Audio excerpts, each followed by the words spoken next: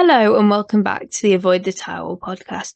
Today I will be giving my thoughts on the Bahrain and the Saudi Arabian Grand Prix.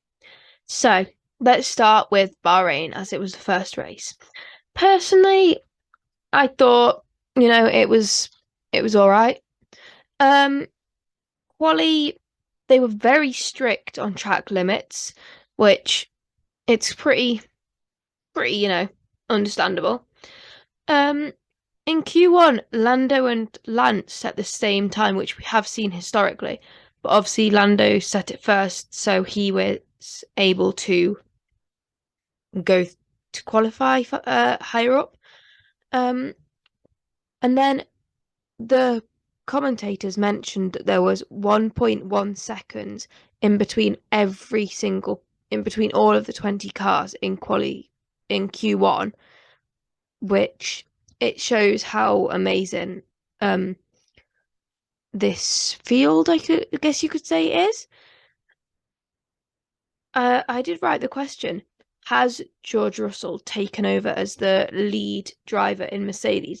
Because Toto Wolff always insists that Mercedes is not a lead driver. They're both treated equally, but in my opinion, it's always been clear that Lewis was the first driver. But potentially we could see, the changing. How much pressure does Fernando Alonso have on his shoulders, like right now? Because, he obviously he's had 2 out of 2 podiums, which is amazing for him. But he's sort of seen as the revival, if you could say that, of Aston Martin. That just must be beyond the stressful. The pink Alpines. I love the pink liveries because I just think they're so pretty and they really stand out. But obviously it's been the first 2 races, so we're not going to have them anymore. But I love them so much. Absolute shocker for Esteban Ocon with obviously his 700 million time penalties, which that's just obviously I understand why they were given, but that just get penalty after penalty after penalty must be so heartbreaking.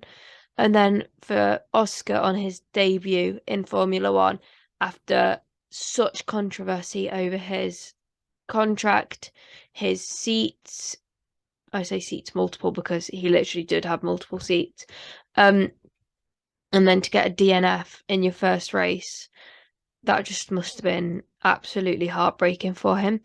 And then Charles, the other DNF of Bahrain, just sad, man. Because, I don't know, the Red Bulls obviously incredibly fast. Yeah, the Red Bulls were incredibly fast, and Ferrari were looking promising until Charles' engine decided to conk out. Yeah, McLaren are in a bit of a crisis, aren't they? Let's just be real here. McLaren should not be running P19, P20 for, both weeks, or for both Grand Prix, but they were, and it's not looking good for the Papaya team. Then moving on to the Saudi Grand Prix, obviously Charles had his little engine issue, which put him down from P2 to P12. Fernando Alonso getting a front row, that was amazing. Checo's pole, absolutely fabulous. Logan Sargent, I do actually want to mention, he was over the 107% time. Now, typically back in the day, if you were over the 107% time, you would not be allowed to race. But obviously, the stewards took the decision to let Logan race, which, fair enough. Lando Norris P19, absolute shocker. I have written here that there were many, many spins and minor incidents in Q1 qualifying. Could that be to do with the track? Could it be to do with the drivers, maybe not pushing too far, and so resulting in accidents. Max Verstappen qualifying P15 because he had an issue with something. Yeah, that was an absolute shocker for Max Verstappen. Q3, Aston Martin still going strong. Oscar Piastri, who I've just been talking about, he made his Q3 debut. That was amazing. Fernando proving that he still has it after all this time. Checo pole, loved it. Charles' penalty. It's a bit worrying that they've had to replace something so early on in the season. Like, oh my God, is Ferrari in trouble again? And then one of the drivers said Red Bull is on a different planet. Absolutely.